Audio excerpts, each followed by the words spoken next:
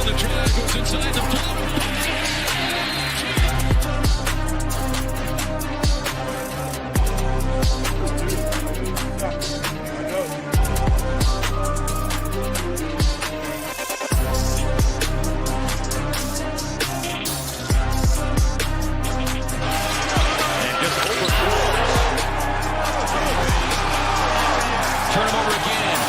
Scoops it up. Booker brings the boom. What is up, everybody? Welcome back to the NBA Hardwood show here on the Run Pure Sports YouTube channel, talking Thursday's big 8-game DraftKings NBA slate. Joined as usual on Thursdays by Big T. Tony, what's going on, man? How's your Thursday afternoon going? True. It was a tough start to the day with old Morikawa, as everyone was kind of tilting it in the chat and on Twitter. It's tough, man, when you put in like a decent amount of work on a slate, as you know, with baseball too, and all sports, but some of them you're more invested in others. I've always liked golf a lot. You put in all the work and then you wake up and one of your main guys is just out. And you're like, I just put in all that work just to literally be drawing stone dead. I mean, maybe you can min cash if you totally crush, but instead of trying to win a tournament, you're trying to min cash, and you didn't do anything wrong. Like, it's just painful, but it is what it is. Same thing in like MMA when the fight gets canceled after lock, and it's just, is there anything more tilting in DFS than injuries and late scratches and stuff like that? It's the only thing we can't control, right? It's definitely tilting when it happens to you and when you're adversely affected by it. But like for the people that didn't play Morikawa, I mean, they're sitting pretty. They're feeling very good with half the field just stone dead. Yeah, I mean, I'm kind of the opinion that it kind of evens out in the long run. Obviously, it sucks when it happens to you, but I don't know. Like, you know, I feel like I haven't been in the golf streets just because. I don't know, my ADHD, I don't think you have this problem, Big T, but like if I've got DFS contests like actively going on, it's really hard for me not to like sweat them. And for golf, it's like 10 hours a day where I'm like less productive doing my baseball stuff than I would have been. And I wouldn't be playing high stakes anyway. So it's just like not worth it, right? To put like $50 in there to reduce my productivity throughout the day. So I haven't been in the golf streets, but I mean, I've seen the discussions on X, right? People think you should have like a seventh golfer that could come in, or you get the next lowest price guy, or I don't know. What you think there's a solution, or you just kind of roll with the punches? I mean, first of all, I agree with you that I do think it levels out in the long run, but it doesn't make it any less just painful when it happens to you. And I mean, you could come up with a million different things, but like you said, what happens when you're a member of the other 50% that didn't have them, and all of a sudden I don't know who was in the Morikawa to Hideki or something, and then Hideki goes and wins the tournament, and people end up winning because of that. I mean, I don't know. I do feel like that would be fair, and like everyone would know, because there's nothing worse. Let's face it. It's so annoying. And if just everyone knew if that happened, but then I don't know too, because he played a hole today. It wasn't before the tournament. So then what is it? 1 hole, 3 holes, 7 holes? Like what's the I think if they play a hole, you're just shit out of luck. Yeah. And it's easy with the bet side. And I honestly think all these sports books, I know people, all the hardos on Twitter, like make fun of people for wanting refunds and stuff. The sports books have actually done a good job. Like all the Morikawa stuff, I think got refunded today. Like, and you can say whatever you want. They're still going to pay like the other sides if it's matchups and stuff, but they make so much freaking money anyways. You know, just give the people their $100, $20 back. Like I'm on that side of it, and that doesn't have anything to do with just this situation. Like, what's wrong with if that happens to someone, they're already pissed off enough. And you know what happens when you refund it? They love that, and they're going to put their money right back into action, and they're going to be satisfied because you actually took care of them. Some of I like that you said like the hardos. Like, you don't get your like plus EV gambling hardo card unless you insult the casuals, who obviously the casuals want to be refunded when their player gets scratched after a hole. or after a minute. I mean, of course they do. And why wouldn't they? Yeah. But you got to be the hardo, like just the people. I'm not naming any names, but there's a bunch of them out on Twitter that just can't wait to make fun of everyone wanting a refund for it. Like you said, almost all the people actually complaining like that are total casuals that are not going to win anyways. Like, just give them their $100 back and let them fire it right back. Even if it's like as DK bucks or something. Okay, here's 100 and DK bucks. Bet it wherever you want. I mean, that because then the people are happy. They feel like you took care of them. Did you see the article in The Athletic about like the random sports writer who they gave like that was even more ridiculous. Like, what did he start? What would he start with or something? Lost 10 grand or something? Yeah. And then he was like break even through like a few months, and then I think it wasn't like fitting the narrative, so he started betting more so he could lose the money. Just he definitely wanted to lose, and obviously everyone's gonna lose if they don't like actually put time into it and try to work and stuff, and it's still gonna be hard. Like, I don't understand. That's one thing I don't get from people, and they act like gambling always wasn't a problem. You know what is actually a problem? When you bet with a dude on the corner on credit and you go down thousands that you don't have. At least with these books, you got to like put it up. And I know people use credit cards and stuff here and there, but still, you have to have the money. I've been around, and you've been around forever, where you bet with actual bookies and you owe them money that you do not have, and you got to come up with excuses and stuff. I've seen it for forever. So, like, thankfully, DraftKings and FanDuel aren't coming with the lead pipes for our knees. Yeah. We have a bad run, so it's a plus. I mean, it's crazy. All right, we'll jump into this NBA slate. We got 8 games to talk about. We'll go by the SaberSim order of games, which brings us to our favorite team. I feel like they gave us a couple slates off, Big T, but Indiana Pacers back in our lives tonight against Phoenix Suns. Phoenix favored by 8, 223 total. In Indiana, up to their normal shenanigans here, missing Quentin Jackson, missing Pascal Siakam. Then they've got, I believe, an additional 7 players questionable: McConnell, Nemhard, Neesmith, Talon Peter, something called a Jalen Slauson, Ethan Thompson, and Ivica Zubac, all questionable to play, along with the missing Jackson and Siakam. So really hard to talk about Indiana, given that most of their team is questionable to play in this game. Phoenix will be without Grayson Allen. We've seen a couple bigger games from Gillespie, Devin Booker. They're missing Dylan Brooks too. So it has opened up some more usage for guys like Booker, Gillespie, and then Haywood Highsmith along with Allen, questionable to play. I don't really know how you can talk about Indiana right now with everybody questionable, but go ahead and try, Big T. What do you got for Pacers and Suns? Yeah, I mean, I don't know how you could evaluate it even remotely. And so what? Right now we have 3, 6, 9, 14 guys projected for Indiana right now. And granted, half of them are questionable, like you said. But I mean, I literally don't know how you could evaluate it until we get more news. And even then, I don't love the pricing on a lot of these guys. Just looking down the list, I mean, TJ McConnell maybe at 4,200. Potter's had some big games at 4,700, but Obi Toppin working his way. But they're going to play a gazillion guys because they don't care about winning on top of it. So just in general, I'm not gonna like Indiana much. But who knows? Maybe 6 of these 7 guys get ruled out or something, and then all of a sudden there's value.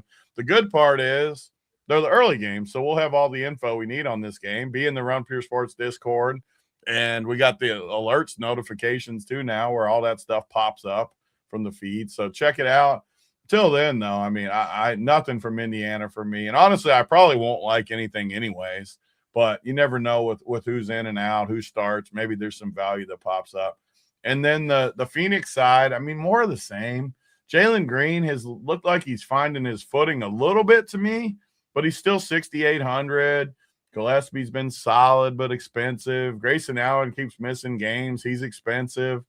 And there's just not really any cheapies. One guy that does pop up to me is the Duke guy who I wanted to see his minutes real quick. Malalouk, or however you say his name. I know it's the Duke guy. At least I think it's the Duke guy from last year. Played 20 minutes, 15 minutes. Just to keep your eye on it. 3,600 against a team like Indiana.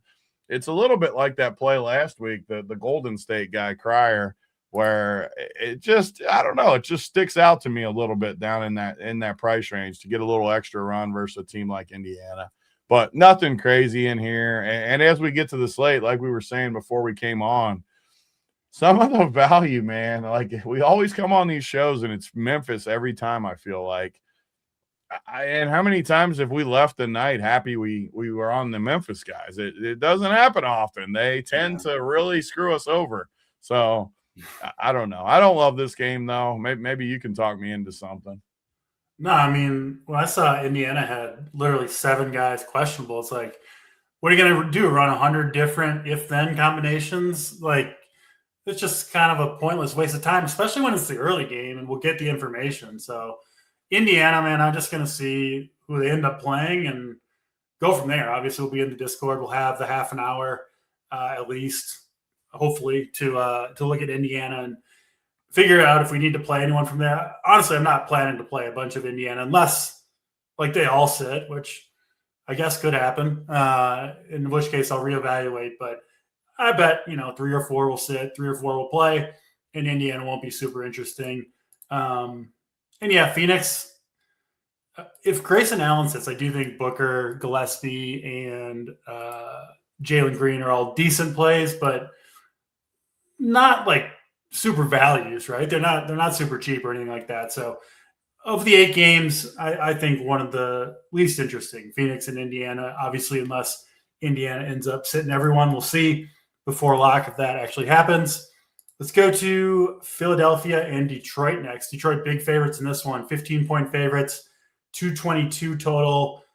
Detroit kind of solidifying themselves as like the top defense of the league, right along with OKC. They've been awesome all year long. They are missing LeVert, Oscar Thompson for this one. And then Philly also down several guys. Obviously, the 2 stars, Maxey and Embiid, remain out.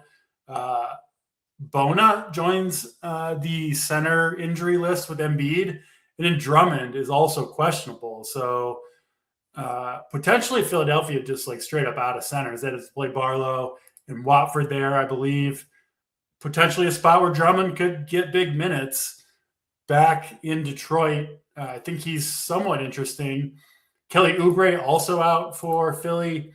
Paul George still serving his suspension. So this Philadelphia team is pretty thin right now. We've seen Grimes get up all the way to 7,400. Hasn't really earned it, I don't think, but 7,400 for Grimes. We did see that 66 burger Big T for campaign. 8 of 8 from 3, 9 of 10 from the field. I saw it was the night that Bam put up 83, and campaign was like, "Nah, I don't care. This is campaign's night. I don't care what Bam did." So that was funny, but I don't really think he's going to do it again against Detroit, especially at 6K.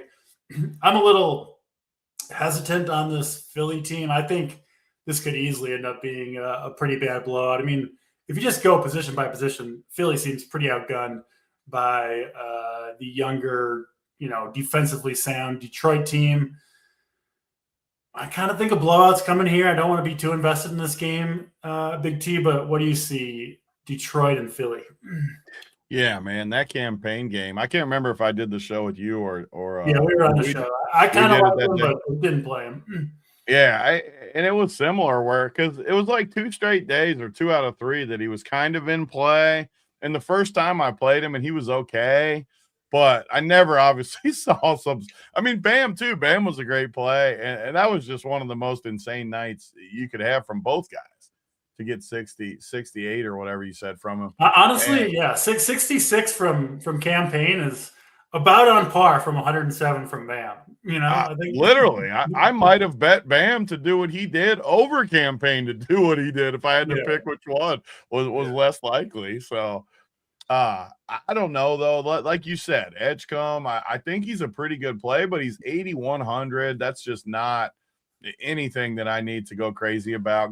You can't play Grimes at that price. Campaign, like I don't think he's like a awful play. I mean, he shot the ball how many times in that game? Only 10, even though he only had hot. 10. What's the odds he had 66 or 68, whatever you said, on 10 shots? That's got to be nearly impossible. It's got to be statistically impossible for him to get that many. Just crazy, crazy production. Maybe you could play. Like, what happens when Drummond sits? Is that even possible? He's questionable, right? Yeah. What would they even do? Do they even have another big? Like I think they'd start Barlow at center. Barlow and then Watford kind of as the bigs. Yeah. And Jabari Walker, I guess, is a little bit bigger of a guy. We definitely got to keep our eyes open on this situation. I'm more interested in the cheap guys, though. I think Watford's a pretty good play here, 4K. But we do have a lot of value that is good value. Well, I say good value, but good value relative to the price and stuff. Not value you can trust, but I don't know. It's okay. I don't love playing pieces against Detroit. They're just a tough team. And then the Detroit side, Cade just continues to be too expensive for me. Don't love the spot here. I kind of think they blow him out too, like you said. Some of the cheap guys, though, are definitely in play for me as well. Like Sasser. I think Sasser's a pretty good play at 4,100 with no ownership. It feels like a good spot to kind of get him going a little bit. Isaiah Stewart, Ron Holland. I like this 4K range, especially if you think it blows out where these guys could get a little bit of extended run type thing. So don't love the studs in this game, but I do like, not love, these 4K options. Yeah, we saw he wasn't great, but Ron Holland did see a big minute spike up to 30 minutes last game in the blowout. Part of that is because he's kind of got a little bit of a similar game to Oscar Thompson, right? Kind of a defense first guy. And so, yeah, those two guys like sub in and out for each other a lot. So I think we could see Ron Holland get some more minutes again. 4,200, good matchup. I like him some. Sasser. Detroit in a good spot, and a lot of these guys are cheap outside of the studs. Philly, if Drummond sits, I mean, they got to play their bigs that they have against Duren and Beef Stew, right? Like, so I don't know. Barlow and Watford, I think, would get the most minutes at the 5. I think those guys would have to play 24 plus minutes each, and they're 4,300 and 4K. So if Drummond somehow sits, you're just going to have to look there. Hopefully Drummond just plays, because I don't want to go crazy with those guys. But how would you not play him if he sits? You would have to, right? I mean, you just wouldn't have a choice. Even in a blowout, they're going to have to play. That's what I'm saying. They got to play someone at the 5. So. And they don't have anybody to play other than those couple guys. So I'm with you. I think the Drummond situation is certainly one we got to watch. What about if Drummond plays? He's 4,400. You presumably start at center. I don't know. I mean, I just hate the run they give him. It drives me crazy. What's the most minutes they're giving him? He had a 32-minute game back on March 1st. So, if he gets 32, he can definitely get there. I feel like I pulled it up now. He's got a few in the high 20s. I must play him every time he gets the 15-minute run out, because every time I play him, I feel like he's never on the court. The 32 minutes, not that I would project him for that many, but at least it's possible, right? If it happened 2 weeks ago. You would lock him if I told you that many minutes. It would be a stone cold lock. And if he's getting those minutes, he's playing pretty well too, right? It's not going to be 32 minutes unless he's having a day. So what do you project him minutes wise? Seriously though, if he plays, what do you put him at? Mid-20s? 25. That's where I got him at. I think half the game. I'd put him 24, 25, half the game. Probably a pretty good play for 4,400 at those minutes. I don't think he's bad. I think you 100% have upside, which is all we care about. Yeah. definitely have upside if Drum's in there. So that's a situation to watch. Man, Edgecombe 8,100 against Detroit when you're outgunned feels like, I do think his upside is still there, but man, the bust potential, if he's not playing well and the game goes south, you could be looking at a kind of a lineup busting score at that price point. So that's Philly, and Detroit will move to the Wizards and the Magic up next. This one, Orlando favored by 14, 234 total. Anthony Black, Franz Wagner, both still out for Orlando. So they're playing pretty tight rotation now. Suggs, Bain, Banchero, Wendell Carter, Tristan da Silva getting kind of the majority of the minutes and production for Orlando. The Wizards, man, I think we can just kind of cross off the Wizards for this one. They got Trae Young back recently. He's playing decent minutes, 19 and 18 in those 2 games. I assume that's going to come up. He's actually been really, really productive in his minutes, but he's 7,900. Just can't play him with those minutes at that price point. But he kind of takes out everybody on Washington, right? Who's actually getting healthier now. For a while, they were missing Sarr, but they got a ton of bodies. I mean, the Wizards, they are getting like no ownership. I mean, I believe their top guy is projected for like 1%. So I assume you don't have much from Washington, but the Orlando side, kind of think all 5 of their starters are pretty interesting here. And obviously an amazing matchup against the Wizards. Talk to me, Magic and Wizards. What do you got? Yeah, I mean, we always seem to agree with each other on these shows, which I think we've done good. I don't know. Last week, I think we struggled on one of them, but we've done good overall. And I couldn't agree more on Orlando on this slate. You look up and down this slate, even like the Denver Spurs game is a great game, but it's also a tough matchup for teams where this is easy points. Yeah, you do worry about a blowout, and Orlando's like rolling right now, playing great basketball as they start to get healthy. Get Franz back here soon too. They're playing great. The other night, Bain looked awesome. I just think each of these starting unit guys is a great play. Obviously, you're not going to play all 5, but I think you can play 3, easily 3 of these guys, starting with, I don't know if I'd play Paulo and Bain, but I think I want one of them. I'll say for sure I want one of those 2. Suggs is one of my favorite players in the NBA. Fantasy-wise, he's not some like just incredible player, but real life, I love how he plays. He defends, he shoots good. He's just a solid guard. So I like that. And then Wendell or Tristan da Silva, they're solid too at 5K, 5,300, 4,900, solid plays. And even off the bench, Javon Carter and Jett Howard are getting run. I don't think they're the worst plays, especially if the game blows out. Jett Howard at 3,800 and 3% ownership, 2% ownership could crush. So I'm all aboard Orlando with you. I want at least 3 Orlando on my teams, and I'm definitely not playing Washington. I think Trae Young's going to crush in Washington. It's a perfect spot for him.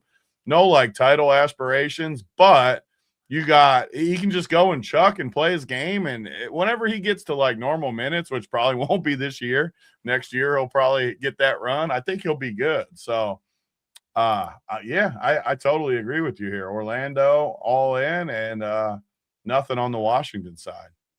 Yeah. Washington allows the most offensive rebounds of any team in the NBA, and then really, really bad defending the rim too and allowing rim attempts. So to me, that's Paulo and Wendell Carter, right? Kind of feasting on the boards against that weak Washington interior. But I'm with you. I think you want like 1 or 2 pieces from Orlando. When you get, it's hard to play like a $7,700 Bain, a $9,500 Banchero, and a $7,100 Suggs. It's just asking too much for all 3 to have big games. Unless Washington can somehow hang in there for you. If the game stays close, they could all 3 crush.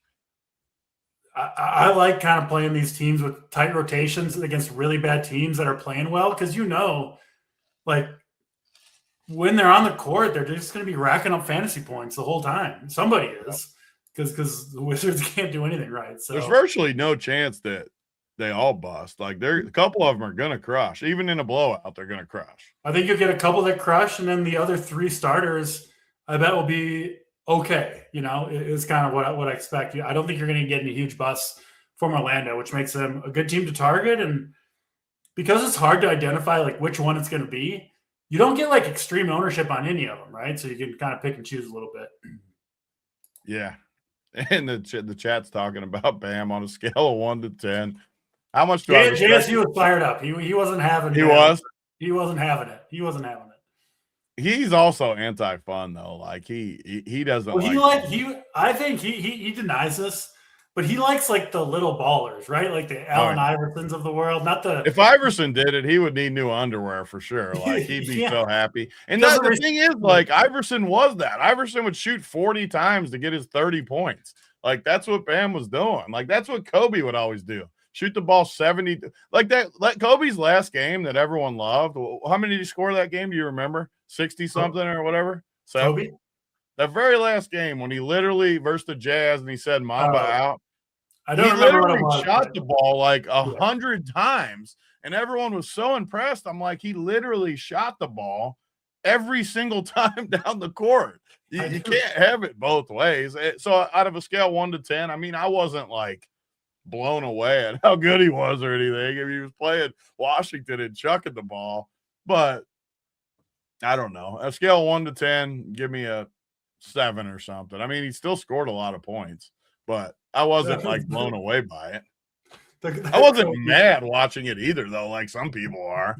Like what Boynton was on there making fun of it again, our college basketball. God, boy. Can't people ever just have fun? It's the Heat versus the Wizards. What do you really want to happen?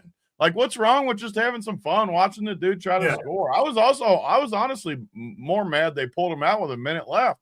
You already left him in for all the garbage time. Just leave him in and let him go up even further. Yeah, you're not like saving face by removing him with 1 minute to go. Like it's kind of clear what's going on here.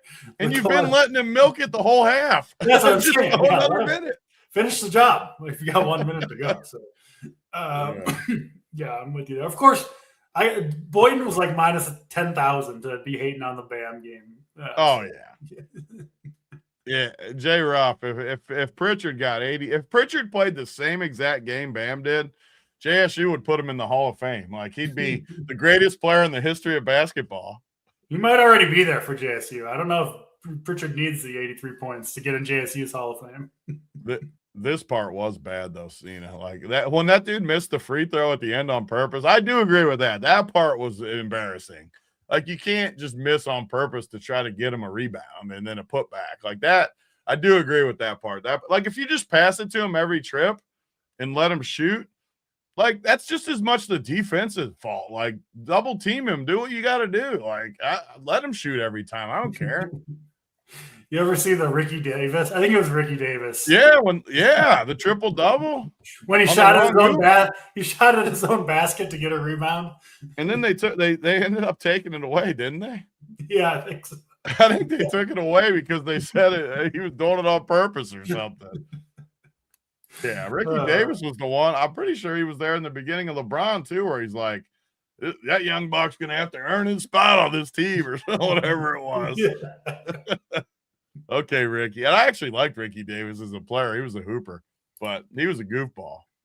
Yeah, anyone willing to shoot at your own basket to secure the triple double, I'm a fan of.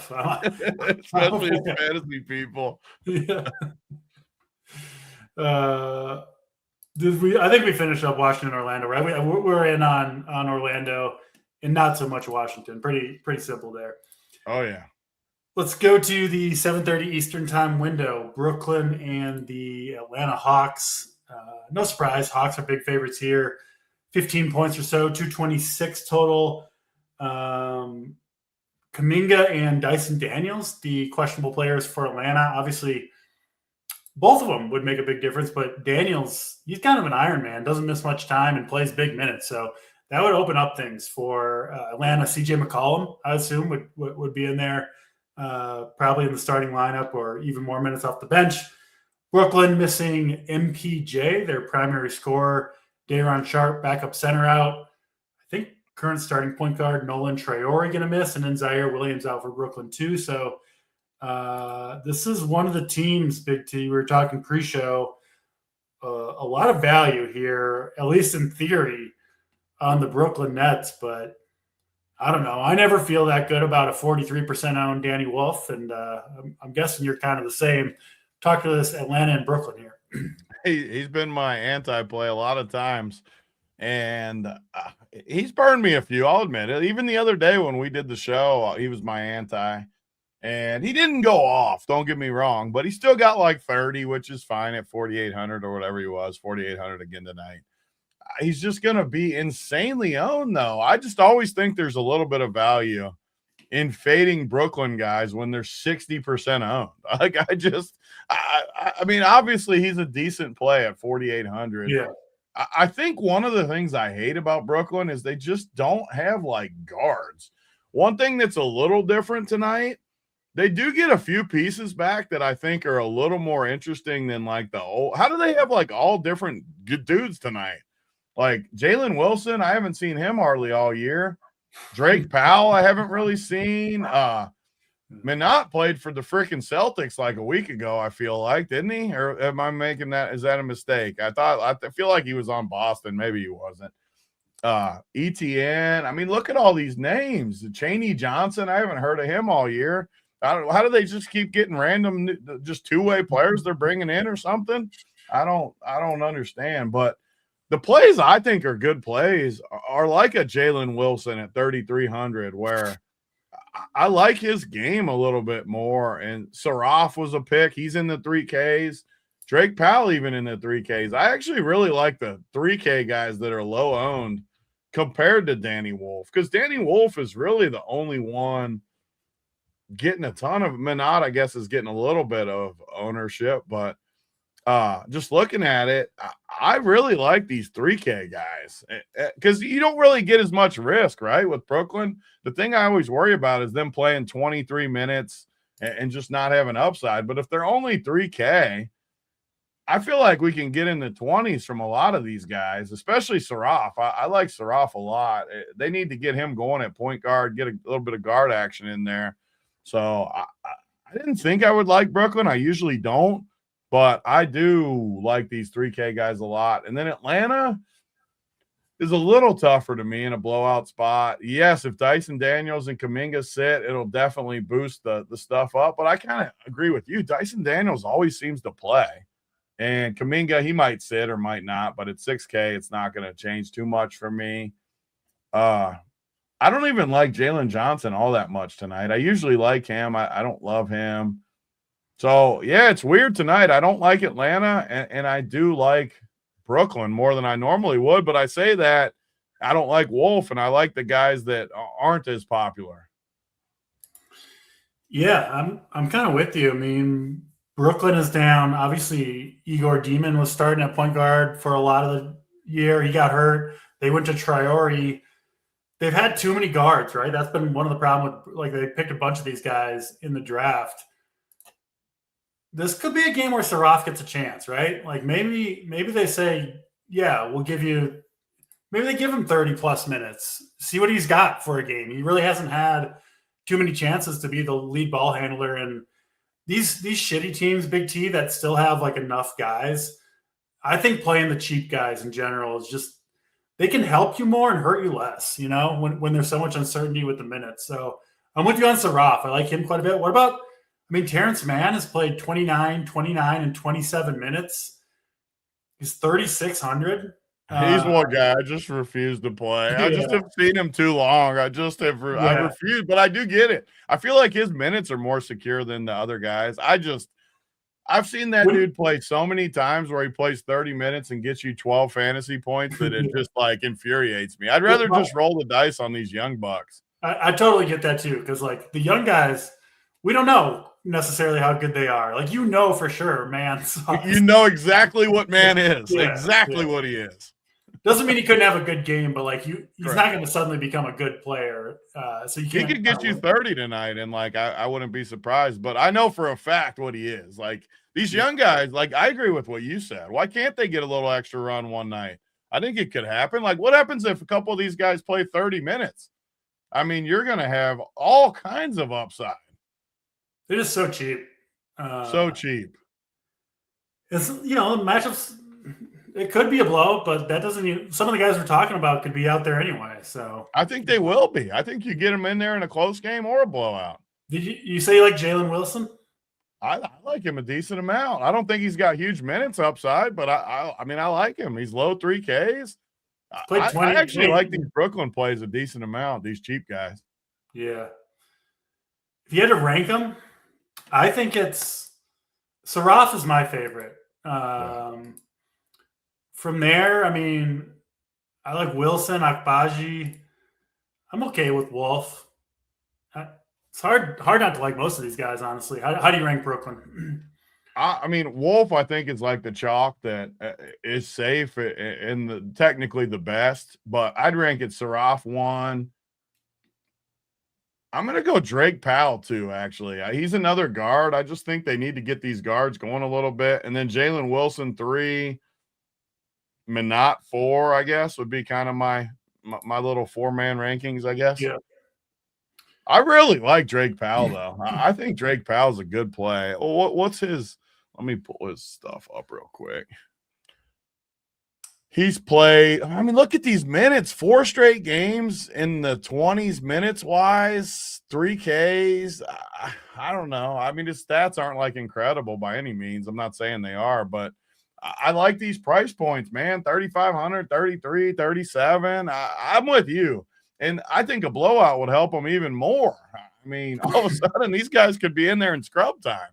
I actually feel really good about this spot for Brooklyn. I didn't think I would. Thoughts on Mo Gay off the bench? Mo Gay's only got so I don't think you always have to go with projections in the NBA, but I mean, Mo Gay's got a 2-point projection. I can't ever play a guy with that low of a projection. No. I'm with you. Atlanta, I mean, I'm fine. I don't totally disagree with this. Will anyone Brooklyn be optimal? No, they're trash. Gronk is probably right there. It hasn't worked out well when we've been on teams like Brooklyn. I think Brooklyn's got at least one player in the winner tonight in the flagship. That's what I think. They're just so cheap. I think one of them puts up a pretty big game, but picking who it is not super easy. If you're playing I think 3 Brooklyn is in play for me. Would you feel the need for an Atlanta run back? I don't think you have to. No. Not unless somehow like Dyson Daniels and Kuminga were out or something. I still don't think you need it though. No. I will say that if it stays close, like guys like Wolf are for sure gonna crush if it stays close. But I don't know. I don't need any Atlanta though by any means. Yeah, I'm with you. Let's go to Milwaukee and Miami up next. This one in Miami, they are favored by 6 or 7 points. And a pretty big total in this one too, sitting at 235. Miami will be a little bit shorthanded again, missing both Norman Powell and Andrew Wiggins. They will get Khalil Ware back, who missed last game, but Tyler Hero also possibly sitting this one out. Is it the same? Yeah, I mean, he missed last game with the same injury, so it's at least possible he misses here again against Milwaukee. Obviously, Milwaukee has Giannis back. He ended up doing no. We were wrong on that one. He did play more minutes. Did not come through fantasy-wise. 34 fantasy points there. I would have thought he was a pretty good play if he got those minutes that we were talking about, but it didn't work out. I'm glad you just brought this up, though. Where's my boy with Mr. Tatum? Where'd you go, baby? You couldn't send that Venmo, but where'd you go with those 30 minutes? You didn't get the 100?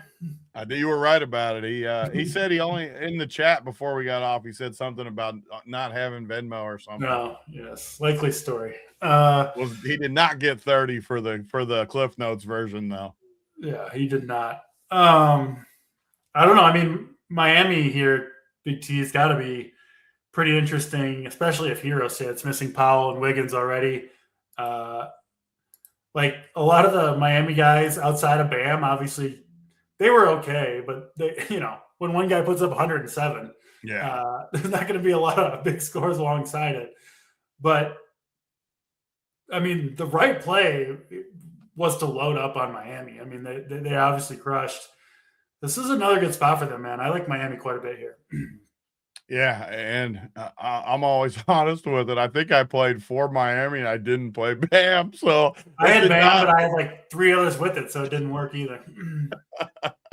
It was, I mean, when you're just feeding him the ball and just letting him shoot every time, it gets a little hairy. But I agree with you. I think it was the right decision. And I mean, I'm willing to admit it when I'm wrong and when I'm right. No matter what, like, you can't control that was going to happen.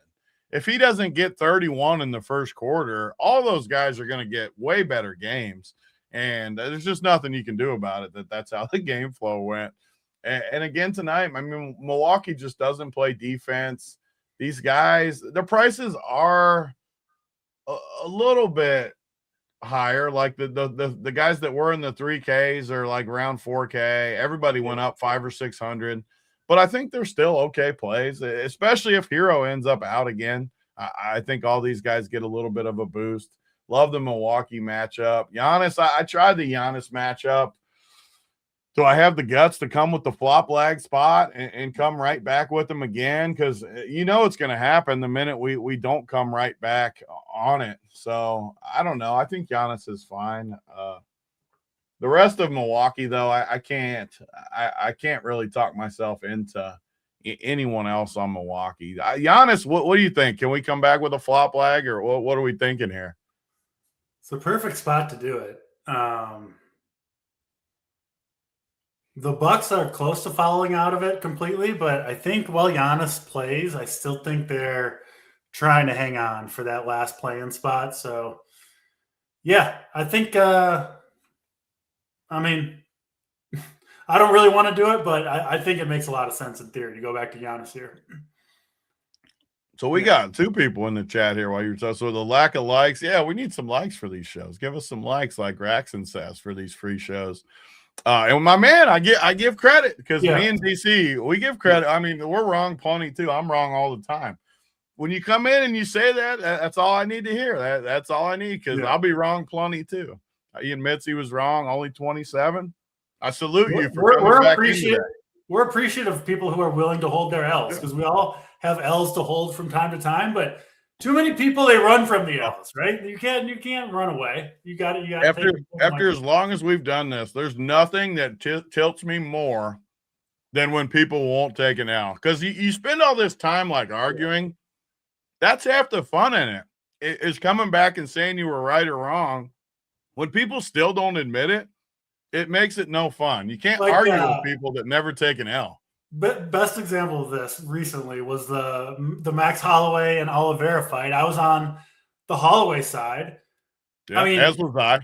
he got owned. He got absolutely owned for 5 rounds. Like, and people are like complaining about it. It's like, no, you had the wrong read. I mean, you're just on the wrong side of it. You gotta be able to take an L sometimes. And I'm right there with you. I will 100% take the L too, because I liked Max and I had 0 chance to win the fight. It was one of those fights you couldn't even get lucky. Like, you knew you were done. He couldn't even. There's nothing he could do to where you could even get lucky. The proper line fight, like 3 minutes into the fight, was like it should have been like minus 2,000 Oliveira.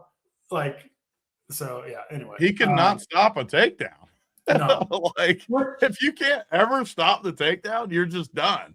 Honestly, we could have maybe seen that coming. The size difference, like, we're not going to go in depth there, but I felt go full JSU and start talking the MMA on the NBA show. Sometimes I think we're going to get out of here on time. We're a little early with JSU. It's like, no, if you bring up a subject, you got no chance. The other day, I told him I had to be out. Like, we started probably normal time 4:40. I'm like, I got to be out by 6 at the absolute latest. It's like 6:10, and we're still like talking about God knows what. And I'm just looking at him like, I gotta go. Yesterday, wouldn't stop talking about like Michael Beasley's one-on-one game. That is a good topic, though. Michael Beasley one-on-one. He couldn't figure out why I was laughing, but it was because he was talking about it for like 15 minutes in a row. Hopefully, he was saying that no one would beat him one-on-one. Yeah. What do you think? He was pretty convinced Bam is like this amazing 1v1 player. I mean, I think so too because he can actually defend. Yeah. Well, yeah. And he can score on people. I think that people that can go both ways a little bit are good. Yeah. But the people I think that would ultimately win are just the stone cold killer one-on-one players like Kyrie. Like, I don't think anyone's beating people like that. Yeah. This is definitely defense is a little overrated in one-on-one. Yeah. The BMF belt, I never even I just didn't. I should have, but I didn't consider that was going to happen. So and it should be stripped. That's one thing. We were wrong about the fight, but if you fight that whole fight like that, the belt should just be gone. Like, it shouldn't be there anymore because that was not a BMF type fight. You didn't. He won the fight and dominated us, but that was not how that fight's supposed to go. Yeah, agreed. Let's go to Dallas and Memphis next, and we arrive here toward the end of the show at the chalk value team. Let me just refresh projections to make sure we got the most current ones with Memphis. I mean, we've got Javon Small, 57%, Ryan Rupert, 36%, Prosper, 37, Spencer, 36, Jalen Wells, 31, even Gigi Jackson, Taylor Hendricks getting ownership, it looks like. Man, I did kind of despise Memphis Big T, but they're all super cheap. Someone's got to play. They're all going to play exactly 25 minutes against Dallas like they do every night. And then Dallas, missing Clay, missing Cisse, obviously has Cooper Flag back, who was pretty good last game, but didn't do quite enough for us. I don't know. Tough one to talk about with Memphis, but obviously one that we kind of got to go in depth with at least all this theoretical value. Yeah, I mean, you're looking at all the top values of the whole freaking slate, just so clearly the top plays. But again, you just got to always know the risk, like DC said. They're down to 8 players again. They'll probably all play 25, 26 minutes, just straight clockwork, but they're all priced in the 4 and 5Ks. Is it for sure exactly 8 with Memphis? And that's with Cam Spencer being questionable. So, I don't know if they have a two-way guy that would pop in if he's somehow. So you're saying Spencer's the 8th? Yeah, I mean, from what I'm seeing, let me look. Let me pull up their whole roster here real quick because I am curious. Because if he truly is, let me see. So Memphis, they've got Saber has 8 guys. Count 8 with him. So I don't know who. I'm sure that NBA always they'll have a two-way player or something somehow come up if he doesn't play. But I mean, you don't see anyone else, do you? No, Saber's got 8 guys projected too for any. With a freaking question. So just say in a world that Cam Spence, because they need 8, I'm sure, right? Like COVID rules or whatever those rules were, you always have to. So just say Cam Spencer doesn't start. What if he doesn't even play? All of a sudden, they won't have a choice but to play these guys. And I get tired of these freaking Memphis slates because I just find it really hard not to like them. Guys like Javon Small, I mean, how can you not play him tonight? But the downside is what you said. He's high owned and he's not going to play some crazy amount of minutes.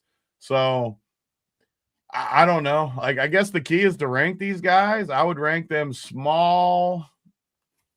Who would be my 2? I guess Rupert, just because he's cheaper.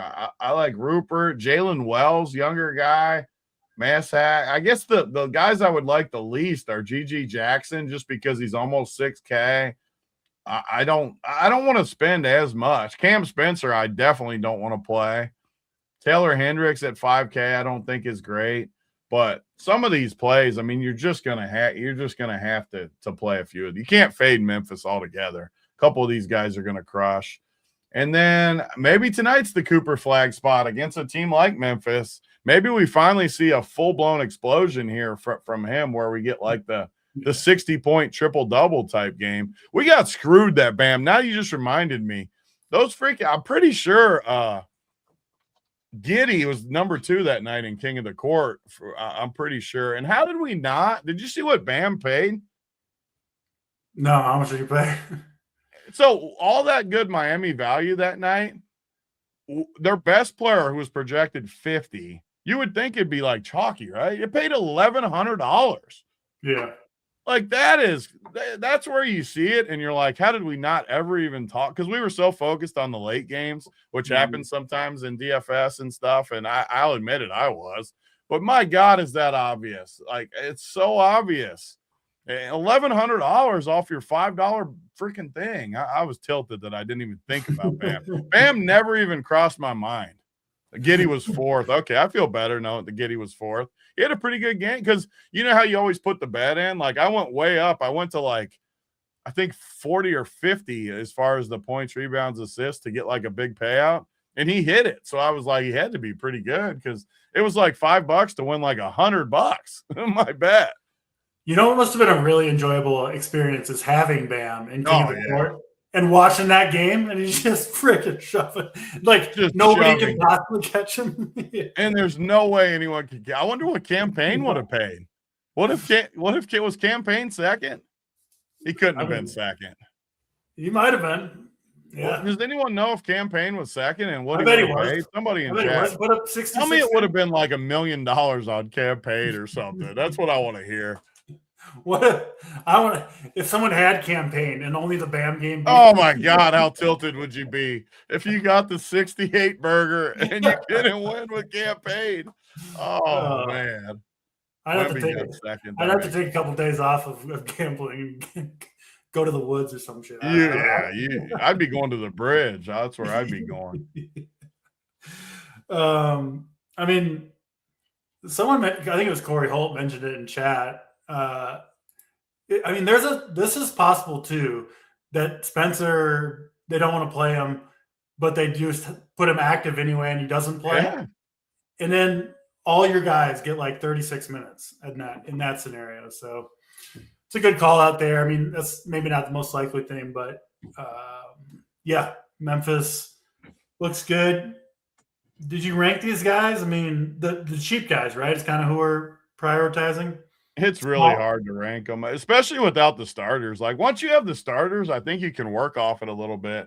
The only thing I know for sure is I think I'd go Javon Small, Rupert, Jalen Wells would be my three. But, man, it's like splitting. The hard part of Memphis is deciding who. Because I think 3 or 4 crush for sure. Probably 2 or 3 are mediocre, and then 1 or 2 bust. I kind of like the playing a whole bunch of Memphis and then flag on the other side. Yeah, I mean, I definitely could be a part of that. Anyone this has else? to be a Cooper flag game. I'm getting back in, especially because I'm playing some Memphis. I mean, they got 8 freaking dudes. You know, it's like I like that. They might have 7. You got heart. It takes heart to win. You got to get right back on it. Who else? Giannis. Let's play Giannis, Jokic, Cooper, and some of these guys. Yeah, I like that a lot, actually. And we were right about the flag and Giannis minutes. Both of them spiked up to 32. It just didn't work out. But it just didn't quite work out. But hey, maybe tonight get back on it with. You like flag. Atlanta? Oh, Orlando value. Orlando's more expensive though, right? I mean, yeah, they're not really. I wouldn't really call them value. You know, they're all like $7K. I do like De Silva, but. A little bit of news coming in here. Dyson Daniels out for Atlanta. Kuminga will play Big T. I mean, I think that makes the Atlanta guys more interesting, especially if you're in on some of the Brooklyn dudes. Yeah, I don't know. McCollum, Jalen Johnson, any of those guys more interesting to you? I was looking at it when you were talking about this game. I was pulling it up just to look. I still just don't like CJ McCollum in a blowout type spot. I don't know. I feel like I should like these guys more than I actually do. So is Kuminga in then? Kuminga's in, yeah. So Kuminga's I honestly I still don't like Atlanta all that much. I'm with you. I still like Memphis way more than Atlanta. So yeah, not going to change too much for me. I don't think I'm going to play much Atlanta anyway. What about Kuminga? They're saying Kuminga might. He's treated us good in a few of those spots we leaned into. I hadn't really considered him, but 6K. He would be one that I definitely need to see in the starting lineup to even think about considering him. Yeah. If he's in the starting lineup, though, I think he's a decent play at 6K. He's just capable of putting up big games, especially in a good matchup. So, yeah, I wouldn't hate that. And But, it'll be a low-owned play too, for sure. yeah. Is there anyone else on Dallas you could consider? If you're It is a really good matchup. I just don't love the prices. I mean, Bagley, I think you have to consider Bagley. How do you rank Bagley compared to some of those other 4K guys? Like, who else was in there? Rupert Drummond. That's who I was thinking, like, because it's the same position. Drummond at 4,400, Bagley at 42. Bagley feels like he's a good play against Memphis, right? I kind of like the Bagley play. I mean, he's a good offensive player, right? Like when he's in there, he's gonna be aggressive. And it seems like they don't want to play Gafford a ton of minutes. So yeah, I think Bagley's interesting. He's cheap enough, 4,200 to play him. Let's get to these last two games. Denver and San Antonio. Awesome game here. Obviously, a big Western Conference battle between the Nuggets and the Spurs. Aaron Gordon might sit this one out. He didn't look super great last night. And then Wembanyama is questionable. I'm kind of assuming he's going to play Big T. Obviously, it doesn't seem like a game he would want to miss at home against Denver, but you never know for sure in the NBA. They're saying true 50-50 for him. Again, I guess he'd be in, but just a guess. I know you'll be watching this one. What do you think for DFS? Should be an awesome game. Yeah, I think it's a great game all the way around. Denver found their mojo. I think it's the first time in a while that they've had their full starting five play and play decent. They finally played good last night. They've been terrible the last month. I think they're like 6-9 or 7-9. Their last. They need Watson back too, and I think they'll be dangerous. Yep. I mean, they're getting closer, and all the people were like starting to worry. I'm not even remotely worried about. I think I told you on the show last week. I don't want to be peaking right now. I want to be peaking 2 months from now when you're in the playoffs and you're in the meat of everything. So I feel good about this game. And this is a statement game for the Spurs too. They've had a lot of big wins. They got a lot of good price points too. Where I mean, I think Castle I like more. The Spurs are one of the few teams I like better in big spots where they play these other top teams. I feel like they rise up and compete. Castle, Vassell. Keldon Johnson's a decent play. The only one I don't like is Fox. I don't like him at 6,900. Dylan Harper I like. Wemby I'm going to like if he's in there, even at 11K. And then the Nuggets side, I mean, they found their mojo last night. Pounded Houston. I think they play well again tonight versus the Spurs. I don't know about Gordon, though. Does he sit on a back-to-back? He's Q-tag. They're going to be safe with this guy, which they should be. I kind of think he probably sits, which obviously will hurt them. Third game in 4 nights with the hamstring injury. I would guess he sits. And you can't take any chances because teams like this, literally the seeding doesn't matter. Don't get me wrong. They want home court and stuff, but it doesn't matter. They need health is all that freaking matters going into the playoffs. So if they sit him, I mean, Tim Hardaway's played really good. Cam Johnson finally had a good game. Christian Brown, Jamal. Jokic is going to be a great play, but I will say, even as a Jokic guy, one of the tougher matchups is going to be versus Wemby for him with all that size. He's 12'5", and maybe the only guy in the whole NBA that can truly bother Jokic is Wemby with that size. He's just he's so freaking long that it bothers Jokic. Again, I'm not saying not to play Jokic. I don't want anyone to hear that. Because he always can play Jokic, and in close games, he's going to do even better. But not one of my favorite Jokic matchups.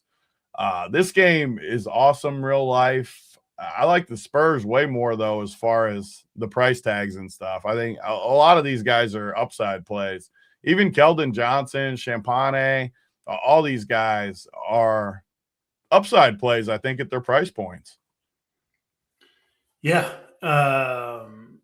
Jokic, I mean, it's hard for me to play him against Wemby. Like for his game, right? He's got the ball. He's like at the top of the key, surveying the defense a lot, and you have like a 7'5" guy with the 8-foot wingspan in the passing. You know what I mean? It's like not that Jokic couldn't have a big game, but just just hard for me to pay the price tag when it's just such a unique defender. And I don't worry about any matchup for Jokic, but this might be one that I don't want to go to. One of the only positives I'd say is just the raw points where we have all these value guys. It could come down to just who scores the most points as far as the studs. And I still would bet on Jokic for sure to get the most fantasy points, not based on price, but just that gives you a little bit of a luxury to be able to do that. You have a preference? Like, I think it's kind of close between Brown, Hardaway, Cam Johnson. If Gordon's out, you have a preference on those guys? You watch a lot I of would Nuggets. just say Hardaway. I would say Hardaway and Bruce Brown just because of the price points where they're all similar plays. Brown and Cam Johnson obviously will start. Tim Hardaway might start too, but I wouldn't be surprised if they started big too with like Joe Val or something with Gordon out against a team like the Spurs. They've done that a few times. But as far as that, Hardaway's looked really good all year. I think I would rank it Hardaway and Bruce Brown ahead. I can't play Cam Johnson at 5,800. He finally had a good game last night, but I can't pay 5,800 for him. Christian Brown's always in play, but give me Hardaway. I like Hardaway way more. I'll say this too. I think if Wemby's out, the Spurs have a lot of really good plays. Oh yeah, and Jokic in turn. Jokic is way better too if Wemby's out. Yeah. Part of me hopes Wemby and Gordon sit, and we get. I got to build one lineup with Jokic and then the Spurs on the other side out and not Wemby, right? That's what you want. Some of these Spurs, let me pull up their. They're all way too cheap if Wemby's out. I mean, you will have guys freaking nuke if he's out. Where's this at? Vassell gonna crush. Harper 4,400. Cat. I mean, really all of them. All of them. I mean, Castle's going to be awesome. Luke, what about the best play of all is Luke Cornett? I mean, he's a stone cold lock. Stone cold lock at 3,300 if Wemby sits. He becomes the best play on the whole slate if Wemby sits. Yeah, it is toward the end of the slate, obviously, second to last game. So I don't know. You'll get those guys all lower owned than they should be if Wemby does sit. And I honestly think the more I'm looking at it, the more they're not like Cornett might be in play either way. He's 3,300. Yeah. And it's not like even if you got stuck with a $4,400 Dylan Harper, that's not. No, you're fine. He might crush anyways. Yeah. I like it a lot. I'm in on the Denver. I'm in with you. Like all these guys, if you get stuck with any of these plays, the only one I don't like is Fox. But if Wemby's out, I like Fox too.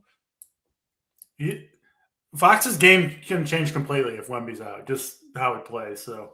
Yeah, Spurs look awesome. Obviously, Wemby sitting being a huge boost, but sounds like it could happen, and I don't think the field would be quite prepared for it.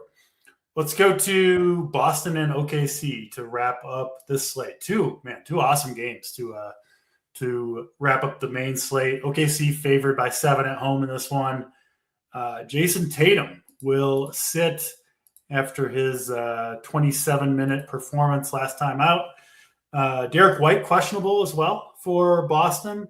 And then OKC will be without Hartenstein and J-Dub. I think more of a great real life game than DFS game, Big T, but Tatum out. And, if White misses, Pritchard and Jaylen Brown would become pretty good plays, I think. So I don't know. Maybe you play this one in conjunction with San Antonio and Denver and hope they, you get enough good plays out of the two games. Seems like a pretty decent strategy tonight. I mean, 100%. And it gives you a different build too, which can never be underestimated with these bad teams being chalky. We like these Memphis plays, but what happens when a lot of them bust? Same with some of those other spots. By just leaving these late games, it leaves you so unique. And like you said with Boston, if Derek White sits, I mean, you got Pritchard's a great play, Shireman, Ron Harper Jr. is a good play. You have so many options. And even if he plays, you always have outs with these good teams.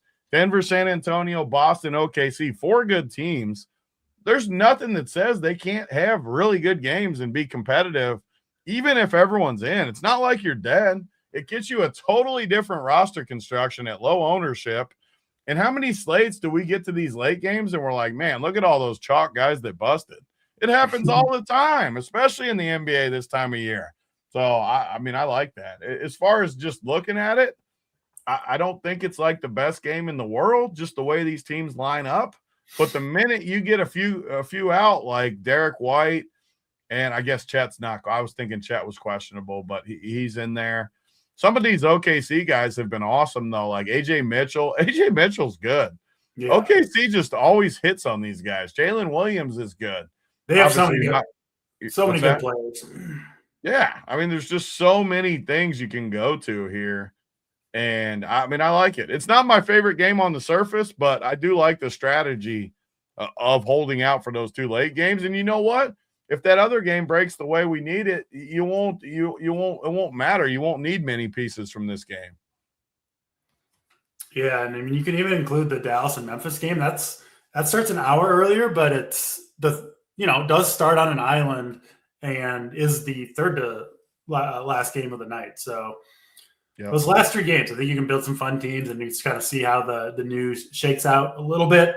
That is all 8 games, though. Big T will jump over to the anti-play of the day first. Always fun to pick out which one of these guys is going to disappoint the people.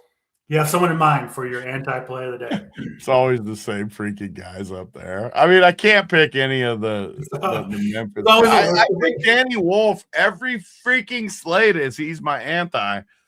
Go down a little further. I mean, I'll even say a Memphis guy just because there's so many of them up there. I feel like I want to say GG Jackson. I just think he's too expensive for a Memphis piece. I think he's the most talented of all of them, but if he's only going to play 20-something minutes, he's almost 6K. I don't love the matchup too versus Dallas, where a few of their better players are wings. Cooper, Wash. I mean, those guys are good defenders. So I'm gonna take a Memphis guy, GG Jackson. I like it. Picking someone from Memphis. I will go with Daniel Gafford. Give me Marvin Bagley as the center for Dallas that I want. I think he'll steal more of the minutes tonight. So I'll go with Daniel Gafford as my anti-play of the day. Play of the day, Big T. Who's going off for the people? Who's tonight's Bam Adebayo? It was obvious in retrospect. So see into the future for us. Who's putting up a big score? I'm coming with a little bit of a flop lag spot from our last show, where I'm coming back with Coop. Back with old Coop. We like some Memphis pieces. We like some Spurs and stuff late. I might do that where I save for the 8, 9, and 10, 8, 9, 9, 30 slates and kind of save a bunch of my roster spot. I do like Orlando too in the early spot, but give me Coop for my play of the day. Love it. I'm on the Cooper flag train as well. I'm kind of leaning toward more late player roster build, late game roster build, but from the early game, I do really love this matchup for Paolo Banchero against the Wizards. I think he's going to feast on the interior. I think he can score with ease, get on the boards, just have his way with this Wizards team. So he is my favorite early play. If you're locking in some of the other guys, Paolo Banchero will be my play of the day. Quickly, Grayson Allen out for Phoenix, Big T. I mean, it's a bump for Gillespie and Booker, but I don't know if enough of one to get me to kind of change my planned builds. Yeah, pulling it up real quick. Let's make sure we didn't miss anything. Yeah, I mean, Booker, if anything, it would be Booker's a similar play to like Cooper Flag for me. I like Coop more. Jalen Green's the one I feel like could pop off. Just watching his game, I feel like he's got a little bit of upside baked in because Gillespie's going to take a backseat a little bit to those two guys. He's just one of those solid rotation pieces. I don't see anything else in there that it would have to be Booker, Jalen Green, but I don't love it. Yeah, I think all three guards kind of get a bump. Gillespie as well with Green and Booker, but nothing that I don't think you have to change your team to get those guys in. But I do like them all, certainly more with Grayson Allen out. That'll do it for today, though. Thanks for tuning in, everybody. Hit the like button if you haven't. I'll be back with JSU same time, same place tomorrow. Till then, he's Big T. I'm DC. We're out of here.